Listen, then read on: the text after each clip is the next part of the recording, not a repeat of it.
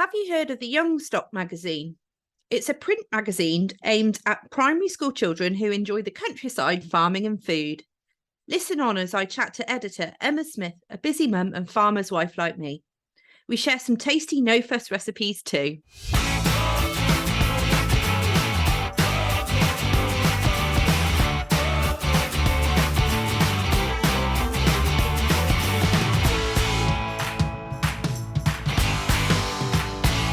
Hello, welcome to the Countryside Kitchen Meets, a food and farming podcast.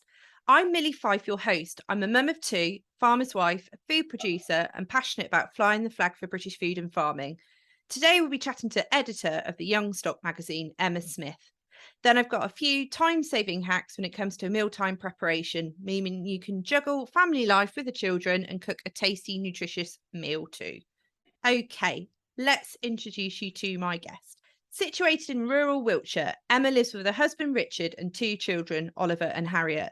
They farm approximately 100 acres and breed pedigree Hereford, Ruby Red and beef shorthorn cattle.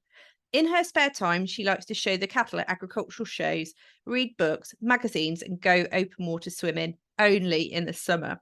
Emma is also the youth coordinator for the Hereford Cattle Society and facilitates workshops, events and young handler competitions. This passion to help the younger generation learn and grow enthused her to complete a master's degree in children's publishing. It was here that her idea of a farming-focused children's magazine, The Youngstock, derived from. So without further ado, let me welcome Emma onto the podcast. Emma, hello. Hello, thank you for having me. Now, all that information, I'm just absolutely enthralled and overwhelmed with, how do you fit it all in? You're a busy working mum, and I'd love to know your secret to success. Well, that is a very good question, Milly, and I'm not sure I've quite sussed it yet. But I don't know about you, but I am a list writer. I have to have lists. And so for each of the hats that I wear, I have a book. And so in that book is a never ending of lists and things that I need to do. I also do try to structure and plan my day. Like you said, I've got a young family, we've got the farm, we've got a foot trimming business, there's always something going on. So I do try and allocate my time to the things that I need to do that day. Now, that's not to say that it does go to plan, because you know yourself, if you've suddenly got a cow calving or something goes wrong, then that's thrown out of the window, isn't it? But yeah, so basically just lists and structure my day and wing it. There's an element of winging in there, but who doesn't wing a bit of life every now and then? Yeah, no, absolutely. And so when you get to the end of the day, do you just sort of collapse into bed, or do you kind of, unwind and think, yeah, I've achieved everything on my list today? Or is it, oh my goodness, I've got so much I need to get on with tomorrow? Or do you just sort of just take each day as it comes? I take each day as it comes. I mean, sometimes I go to bed and feel satisfied and think, oh, right, I've achieved stuff. That's really great. And then other times I think, do you know what? That hasn't quite gone to plan today, but tomorrow's another day. I don't like letting people down, and my customers and all that kind of stuff. But, we've all got busy lives, haven't we, nowadays? So I think I find that communication is key. So if something does go wrong, I try and keep people in the loop. But it's important to kind of sit down, isn't it, and have a glass of wine or a cup of tea and enjoy your downtime as well. So I try and get that balance. Doesn't always work, but I'll keep trying. Yeah, I know. I don't think there's that sort of magic kind of formula, is there, to a success? I think we are all secretly winging it, but I think so we perhaps don't talk about it as much as we do. We should, but no, it's good to hear. And I'm sure a lot of our listeners will be sort of taking down some hints and tips from you. How did you get involved in farming? Tell me a bit about your backstory. Okay, so I'm not from a farming background, and I did used to be embarrassed about that. Back in the day, if you weren't born into a farming family, it wasn't as good as if you were born into one. But when I was 13, I lived and grew up in Devon, and just up the road from me was the Big Sheep, which is a farm park. I'm sure loads of people have been there. And I started there as a volunteer, got my work permit. And I ended up being there for 8 years, and it gave me that opportunity. I just fell in love with sheep, just loved it. They had the big sheep barn there. So really, that's where my farming journey began. Worked there every weekend, school holidays, before school, after school if I could. So I learned a lot about sheep. And as I grew older, I was given responsibilities of running the lambing shed, or doing the lamb feeding show and that kind of stuff. So when it kind of came to my GCSEs and my next steps, I decided to attend an agricultural college just to learn more about it. So I went to Bicton College and did a couple of courses. I did animal care, which had a livestock element in it, so that I really thrived in that subject. So then that made me go on to do an agricultural course. Then I didn't want to leave college. I was one of those people that really didn't want to grow up. So I then went and did a diploma in countryside management. At the age of 20, kind of decided that maybe I'd done my college thing. So went into the big wide world. But whilst I was at college, I did as many jobs as possible. So I worked on a pedigree Aberdeen Angus herd for a long time. That then got me into the showing world. And if anybody knows anything about showing, once you've got the bug, that's it, I'm afraid. It's with you for life. So I started showing cattle when I was 16. And then just got pig jobs, dairy jobs, more sheep jobs. It was very clear to me that I needed to get as much wide experience as possible if I was to pursue this career. When I was 22, I had my son, and so I took some time off to have him, but very quickly went back into farming. And I've just worked my way up the ladder, really. At the age of 27, I decided that I wanted to be better. So I did a degree in rural business management and agriculture. So that kind of enabled me to put everything that I'd learned in on all these farms into a theory element, if you know what I mean. So I did my BSc. I then very quickly realised that I quite enjoyed working with younger people, and so I secured a lecturing job at an agricultural college. So I suppose that's where the educational elements started to come in. And so I combined the two for a long time, farming and education. And so it's just grown from there, really. And then I met my now husband. And so, yeah, the rest is history. Just we've got a tenancy farm. And I mean, when I was lecturing, I did start to buy my first couple of cows, was always showing and things. So yeah, that's just been the journey, and it's just grown and grown from there. And it just sounds like you're still on an incredible journey in terms of your learning and development and taking up the opportunities that come your way.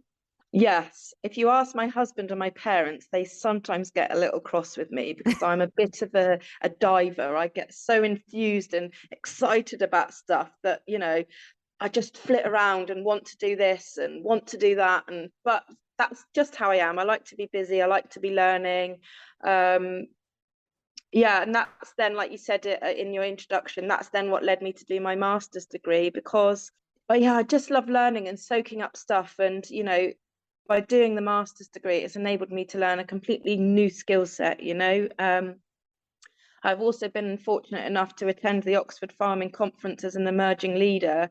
And again, that was completely pushed me out of my comfort zone. But if you don't put yourself out there, and network with people, especially in this industry, it's amazing, isn't it? There's such a good body of a network of people that want to share their knowledge and things with you. So to me, it's all about learning from other people, and just want to get out there and learn and network, really. Yeah. Oh no, I couldn't agree more. I think I've always been an advocate of using your connections to kind of understand what opportunities are out there and really push yourself. And I think once the doors are open, you can start to really carve your career. And I can see that totally with the Youngstock Magazine, where you're heading. So just tell us a little bit about the magazine, how many issues you've done, and what's inside the magazine. Okay, so I launched the magazine in March 2021, and we're a monthly publication, so however many that is from last March. Celebrated my 1-year anniversary this March. And so it's a 28-page print publication, which is delivered directly to the reader.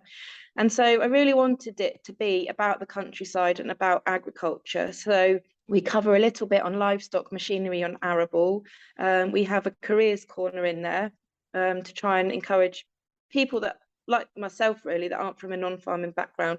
Our industry is so diverse, that you don't just have to be a typical farmer. You know, the career opportunities out there are incredible. So we write about a career each month. We have a recipe each month. We have a quiz.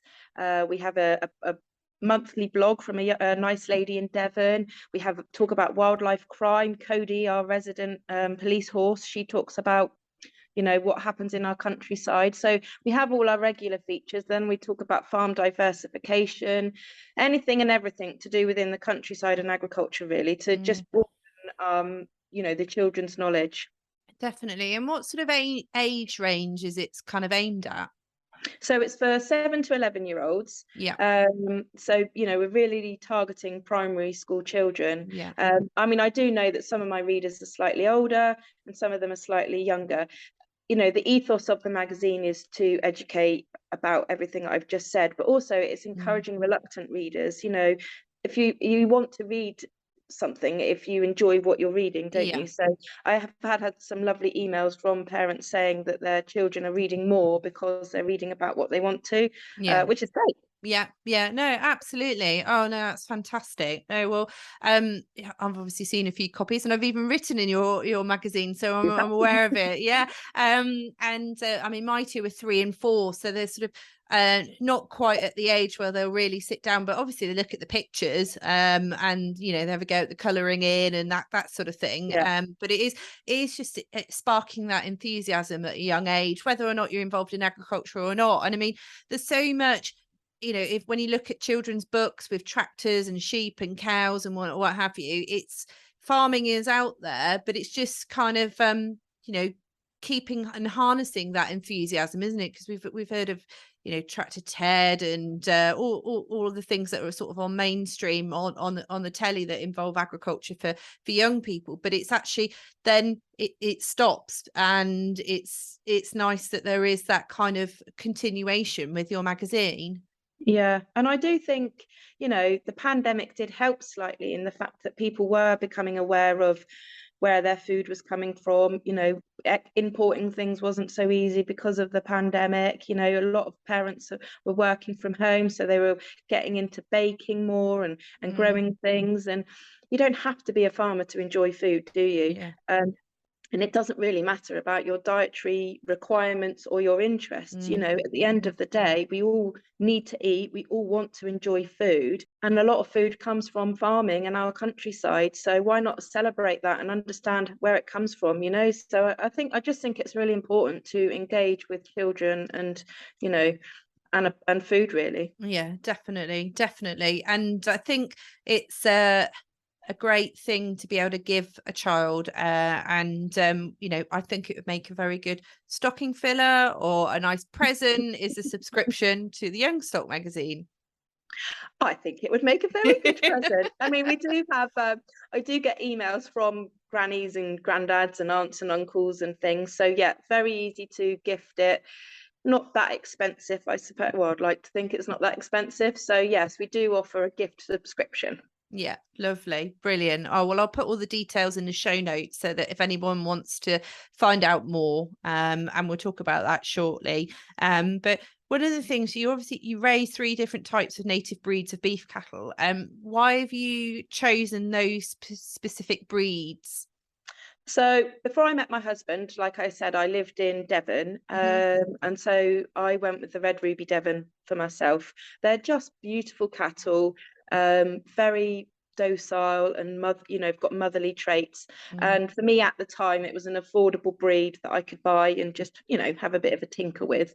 Whilst I was still in Devon, I did a lot of freelance show work, and that I've mainly focused on showing Hereford. So I'd always got a love for the Hereford breed. It just so happened that Richard, my husband, he's been born and bred into the breed. So when we got together, we combined the two, really, and they just work so well together, both native, and you know, they don't need as much concentrate food. They are meant to be both breeds that, you know, you can rear from grass, which nowadays is obviously very, you know, you have to be mindful of environmental. So those two breeds, they're just beautiful to look at. They, you know, they eat well, if you know, when you're cooking them, and motherly instincts. So all of that. The Shorthorns we're fairly new to the breed with the beef Shorthorns. I wouldn't say they're quite as friendly as the Herefords and the Devons, but again, they're not nasty cattle, so they just slotted in with the other two breeds really. And occasionally, if a naughty bull gets in with something that it perhaps shouldn't, we have crossed the Devons and the Herefords, and the carcass that comes out of that, I mean, it's really, really good. So for us, we just manage the three together, and they just provide us with everything that we need, really. Brilliant. And where do the cattle go? Have you got a dedicated supplier, or do you do beef boxes, or how does it work? No, so we retain 80% of the females back into the herd just to keep the genetics fresh, because they're all pedigrees. So we're quite, focused on our genetic breeding. Same with the bulls, really. We don't castrate any of our bull calves. We keep them all entire. If we feel that something, female or male, isn't going to quite make the grade, then we just send them to our local market. But a lot of our bulls are sold on for breeding purposes, either into the pedigree world or commercially. Yeah, brilliant. And you do great in terms of marketing individual animals and the breed, to be able to obviously, get the name out there with your herd prefix, and obviously showing is a big part of that too. It's absolutely, yeah, it just provides you and your customers with that shop window. So we attended the Great Yorkshire Show in July of this year. It was the 200-year celebration of the breed. It was also the World Conference. And so you have to pick and choose which shows you go to. But for us, that was important to be there just to represent the breed. Yes. We were, however, very lucky that we got breed champion, Incredible. which, yeah, it was really incredible. We never ever thought that we would be able to achieve that. So yeah, but that is hard work at home, and a lot of late nights and falling out with the bull when he's being grumpy. But yeah, it's a lifestyle choice, isn't it? And we love it, and we were very lucky, and we met Princess Anne and wouldn't have had it any other way. It makes all the hard work at home worthwhile. Oh, definitely. Because for those that don't really sort of have seen cattle showing or understand, you're basically like taking the cows to have their hair, it's like they're getting a beauty treatment. So you're preening them, you're absolutely making them show ready. And it's, hairspray, and there's all these sort of secret, formulas, and, it's fantastic to watch. They are definitely pampered pedigrees, that is for sure. And they do have to get used to it. It isn't just a case of plucking them out of the field and getting on with it. They are used to being groomed and clipped and holds are broken and led and dressed and all the rest of it. But you'd be surprised. A lot of them absolutely love it. They really do. They enjoy being washed, especially this summer when we haven't had a lot of rain. They do enjoy.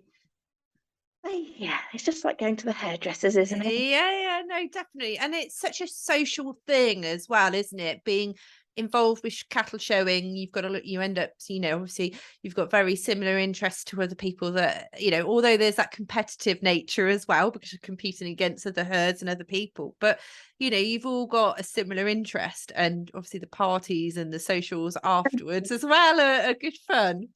It is really good fun. And I think whether you're there showing a beast or not, it's a community thing, isn't it? And, once we've finished the cattle, everybody walks around the show, and it's a good way of making friends and connecting. And a lot of business is done at these shows, not just for livestock farmers, but for tractor dealerships, and everyone's entering their jams and chutneys and things. So it's a real, like you say, yes, there's rivalry, but we're all in this industry together, aren't we? And it's a great way of networking. Yeah, definitely. And a fantastic showcase of British food and farming. I mean, it's just going to the agricultural shows. There is something for anyone there. And if you haven't been to an agricultural show, you need to check out the calendars and go to a local one. I mean, there's one, throughout the summer months, especially, there's something for everyone. And I'd, encourage everyone to head down to a show and just have a look at the quality of the livestock and all of the businesses that are exhibiting everything from machinery to products to, everything. It's everyone cares and everyone shares the same interests. So I think it's really important to support one another. So what does the future look like for you, Emma? So I'm busy, I just want to focus on the young stock and expand it really. 100% believe in the magazine. So it's just a case of continuously growing it and getting out there. I'd like to connect more with schools. We currently have 5 international customers. So the magazines are now going out to Australia, America, and Canada. So I'd be really keen to, to look into that further. In terms of my personal life, nothing really. Just busy focusing on work, making sure the children are happy, that kind of thing. I'm busy planning a charity ball at the moment for my youth group for the Hereford Cattle Society. So the future for me is just, making new connections and new networks and just enjoying life, I suppose. Yeah, no, exactly. Doing everything that you enjoy doing whilst involving your family at the same time is wonderful. It's absolutely wonderful. And so when it comes to cooking, what's your go-to meals? Is there, a recipe that you enjoy doing, or are you like me, just throw it all together and just hope for the best? Well, I do enjoy cooking, but I find sometimes I don't have enough time to cook how I want to cook. I mean, a roast dinner in our family is always a winner, especially in the winter months. But I suppose my favourite recipe that I like to cook is a chicken breast stuffed with cream cheese and chives, and then I wrap that in Parma ham, and then I just slow cook that in the Aga. And then I quite like to roast butternut squash and a vegetable oxo cube. So I kind of do the chicken, put my butternut squash in, and then some green beans or something. That's our go-to favourite in our house, I think. Oh, sounds lovely. Oh, and butternut. Oh, it's just divine. No. Oh, I'm totally gonna have a go at that for sure. No, that sounds like a really quick win. And something that you can shove in the bottom oven and just forget about for a little while. Yeah, that's my style of cooking really, because you never focus on just solely cooking. You probably, trying to get the kids to do their homework, or you've got the phone ringing, and you never just solely focus on cooking. And I think, No, although you say that, but like I said to you earlier, on a Mm. Sunday night, I sit down and plan my meals for the whole week. So then Yeah. I can shop accordingly. And then I don't know if your kids or family are the same, but generally at breakfast, the question is, what's for dinner? Whilst they're eating their breakfast. So I do like to have a rough idea of what I'm going to cook Yeah. according to everybody's plans. But yeah, the chicken and the butternut squash is always the Yeah. go-to. No, I think meal planning is a really important aspect of running a busy life, and a busy family life is kind of just sort of almost knowing what you've already got in the cupboard, or making sure when you shop that you've got, rather than just buying what you fancy. So Yeah. I think when you're budgeting as well, it's really important. How can people find more about you, Emma? Well, I'm on all the social media platforms, but in terms of the magazine, the website is www.theyoungstock.com.